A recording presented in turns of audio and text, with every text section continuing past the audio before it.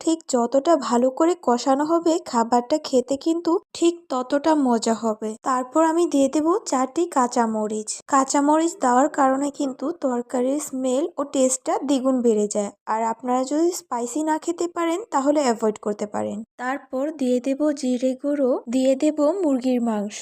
মাংসগুলোকে নেড়ে ভালো করে মশলার সাথে মিক্স করে নেব। মাংসগুলো কিছুক্ষণ ভালো করে কষিয়ে নেব। কষিয়ে নেওয়ার পর যখন মাংসগুলো একদমই প্রায় সেদ্ধ হয়ে যাবে তখন দিয়ে দেব পানি। তারপর কিছুক্ষণ ঝোলটাকে শুকিয়ে নেওয়ার পরই তৈরি হয়ে যাবে আমাদের মজাদার ঝাল ঝাল মুরগির তরকারি। আর আমি চললাম মজা করে এই তরকারিটা দিয়ে পিঠা খেতে।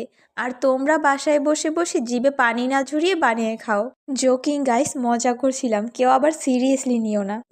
তোমাদের কাছে যদি রেসিপিটা ভালো লেগে থাকে তাহলে লাইক এবং সাবস্ক্রাইব করো। That's all for today guys. Allah Hafiz, tata.